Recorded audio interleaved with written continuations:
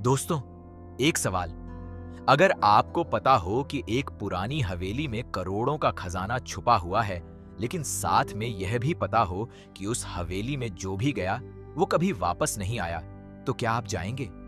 और अगर जाएंगे भी, तो क्या इसलिए कि आप बहादुर हैं, या इसलिए कि आपको किसी गहरे राज का जवाब ढूंढना है जो आपकी अपनी जिंदगी से जुड़ा है?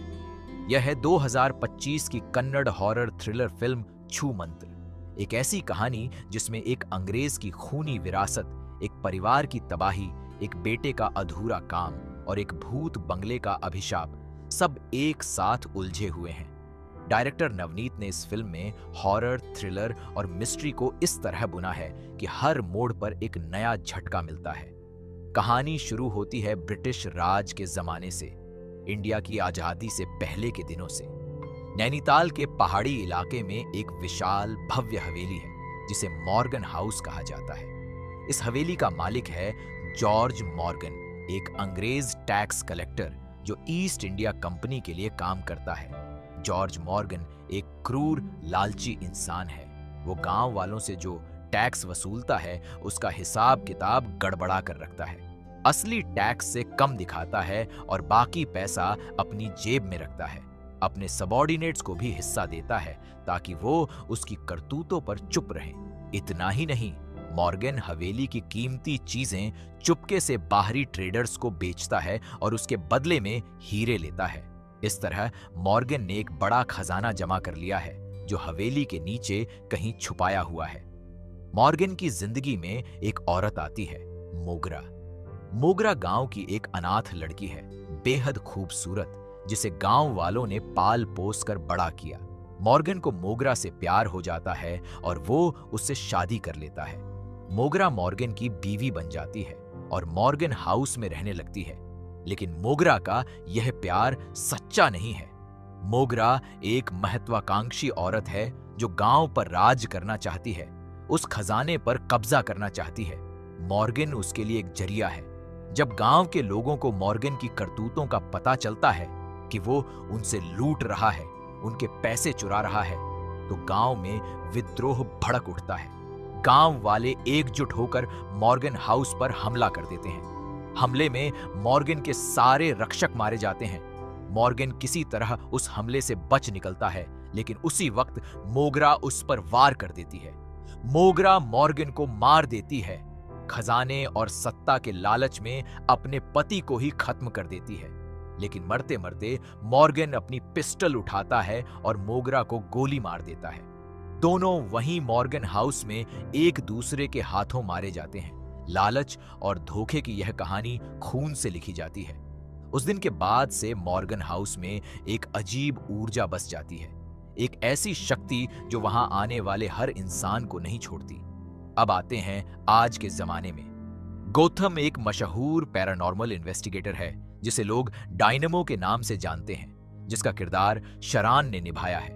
वो और उसकी टीम आकांक्षा, जिसका किरदार अदिति प्रभाडेवा ने निभाया है, आरजे, जिसका किरदार प्रभु मुंदकुर ने निभाया है, और नकुल मिलकर छू मंत्र कंपनी चलाते हैं। यह टीम भूत प्रेत के मामले सॉल्व करती है, पैरानॉर्मल एक्टिविटीज इन्वेस्टिगेट करती है। लेकिन गौथम असल में एक बेहद शार्प डिटेक्टिव की तरह सोचता है। वो हर चीज को लॉजिक से देखता है और ज्यादातर मामलों में वो यह साबित करता है कि जो घटनाएं सुपर नेचुरल लगती हैं, उनके पीछे कोई इंसानी हाथ होता है। फिल्म की शुरुआत में गौथम की टीम एक अमीर बिजनेसमैन की पत्नी कमाली का केस लेती है। घर के लोगों का कहना है कि उस पर भूत का साया है, लेकिन गौथम कमरे में मौजूद छोटे छोटे क्लूज से एक झटके में सच सामने लाता है। कमाली अपने पति से दूर जाने के लिए यह नाटक कर रही है क्योंकि वो किसी और से प्यार करती है और एक जबरदस्ती की शादी से बाहर निकलना चाहती है। गौथम उसका राज रखता है और उसकी मदद करता है। यह ओपनिंग सीन फिल्म के दर्शकों को बताता है कि गौथम कोई साधारण गोस्ट हंटर नहीं, वो एक दिल वाला और तेज दिमाग का इंसान है। एक दिन एक पैरानॉर्मल कॉन्फ्रेंस में किसी ने गौथम से पूछा कि क्या उसने कभी कोई ऐसी शक्ति देखी है जिसे वो कंट्रोल नहीं कर पाया। गौथम चुप रह गया। यह चुप्पी बहुत कुछ कह गई और यही चुप्पी इस पूरी फिल्म की असल कहानी है। उधर गौतम की मां से उसके रिश्ते अच्छे नहीं हैं। वो उसके इस काम को पसंद नहीं करती। यह टेंशन भी फिल्म में एक इमोशनल लेयर जोड़ती है। आकांक्षा एक दिन टीम डिस्कशन में मॉर्गन हाउस का जिक्र करती है। नैनीताल में स्थित वो भयानक हवेली जिसके बारे में कहा जाता है कि उसमें ब्रिटिश जमाने का एक बहुत बड़ा खजाना छुपा हुआ है, लेकिन साथ ही यह भी कहा जाता है कि जो भी उस हवेली में गया वो कभी वापस नहीं आया। गौतम को यह सुनकर दिलचस्पी होती है। वो लाइब्रेरी जाता है, रिसर्च करता है, उस हवेली का इतिहास पढ़ता है, जॉर्ज मॉर्गन और मोगरा की पूरी खूनी दास्तान, और फिर वो कुछ ऐसा करता है जो उसकी टीम को नहीं पता। वो अकेले नैनीताल जाकर पहले से एक प्राइवेट इन्वेस्टिगेशन करता है। अब कहानी में एक और परिवार आता है, D Costa family. Alex D Costa एक ऐसा इंसान है जिसके बाप विक्टर डी कोस्टा ने इंडिया में करोड़ों की हेरा फेरी करके विदेश में सेटल हो गए थे, लेकिन विक्टर बाद में बैंकरप्ट हो गए और मर गए। एलेक्स अपनी वाइफ कैथरीन, बेटी क्लारा जो पार्शली डेफ है, और बाकी परिवार के साथ नैनीताल आता है क्योंकि मॉर्गन हाउस ही उनके बाप की एकमात्र संपत्ति बची है। विक्टर ने 1990 के दशक में मॉर्गन हाउस एक ऑक्शन में खरीदी थी। डिकोस्टा फैमिली पहली बार इस हवेली में शिफ्ट हो रही है। लोकल लोग जानते हैं कि यह हवेली हॉन्टेड है, यहां तक कि ड्राइवर उन्हें वहां छोड़ने से डरता है। लेकिन एलेक्स एक रैशनलिस्ट है, वो भूत प्रेत में यकीन नहीं रखता। उनकी मदद के लिए आता है सब इंस्पेक्टर अविनाश, जिसका किरदार अविनाश ने निभाया है। जब पता चलता है कि अविनाश भी कर्नाटक से है, एलेक्स और वो दोनों जल्दी दोस्त बन जाते हैं। लेकिन मॉर्गन हाउस में आते ही अजीब अजीब घटनाएं शुरू हो जाती हैं।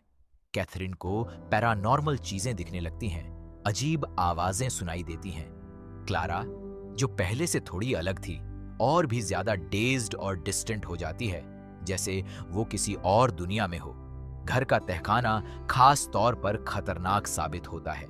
एक रात एलेक्स की मां उस अंधेरे तहखाने में चली जाती है और वहां किसी अनजान एंटिटी से अटैक होने के बाद हार्ट अटैक से मर जाती है।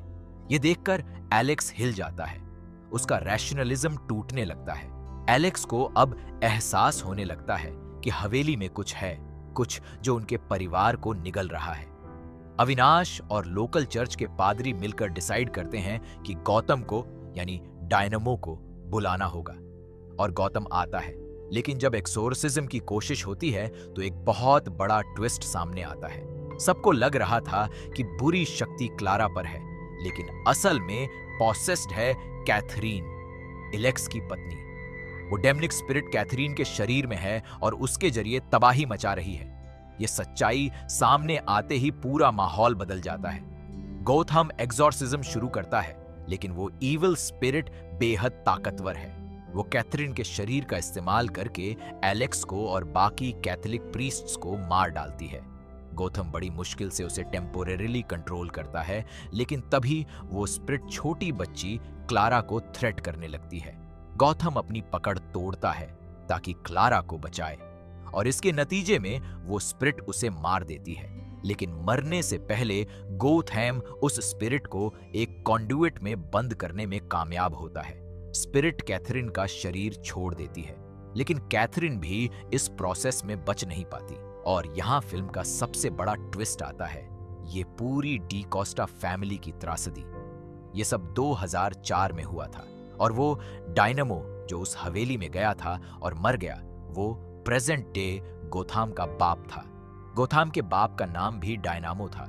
वो भी एक पैरानॉर्मल इन्वेस्टिगेटर थे, और 2004 में मॉर्गन हाउस में उनकी मौत हुई थी। ये सच्चाई जब रिवील होती है तो दर्शक समझते हैं कि गौतम इस हवेली में सिर्फ खजाने या एडवेंचर के लिए नहीं आया। वो अपने बाप की अधूरी कहानी को पूरा करने आया है। उस स्पिरिट को फाइनली हराने आया है जिसने उसके बाप को मारा था। 2024 में गौतम अब मॉर्गन हाउस की तरफ बढ़ रहा है, अपने पास्ट का सामना करने के लिए। रास्ते में वो कुछ ऐसी इन्वेस्टिगेशंस करता है जो फिल्म को और गहरा बनाती है। एक इल्यूमिनेटी जैसे कल्ट से मिलता है जो मॉर्गन हाउस के राज जानते हैं। उसे मॉर्गन हाउस की हिस्ट्री और भी डिटेल में पता चलती है कि जॉर्ज मॉर्गन का खजाना असल में कहां है और उस स्पिरिट की ताकत का सोर्स क्या है। साथ ही क्लारा, जो 2004 में बच गई थी, वो अब बड़ी हो चुकी है और वो भी इस पूरी कहानी में एक इम्पॉर्टेंट रोल निभाती है। और अविनाश, जो 2004 में घटनाओं का गवाह था, वो भी अभी जिंदा है और गोथैम को इम्पॉर्टेंट जानकारी देता है। मॉर्गन हाउस में जब गोथैम और उसकी टीम आखिरकार पहुंचती है तो वो सब कुछ जो उन्होंने इमेजिन किया था उससे कहीं ज्यादा खौफनाक होता है। हवेली के हर कोने में जॉर्ज मॉर्गन और मोगरा की बेचैन आत्माएं हैं। दोनों एक दूसरे से नफरत करते हैं।